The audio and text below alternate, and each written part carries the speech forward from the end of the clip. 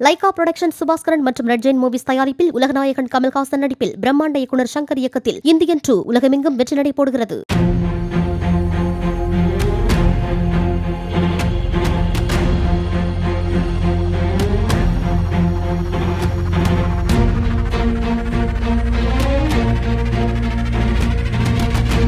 கர்நாடகா மாநிலம் கோலார் நகரம் அம்மாவாரி பகுதியில் அதிக ஒலி எழுப்பும் சுமார் 150 சைலன்சர்களை பறிமுதல் செய்த கர்நாடகா போலீசார் அவற்றை சாலையில் போட்டு பொதுமக்கள் முன்னிலையில் ரோட் ரோலர் ஏற்றி அழித்தனர்.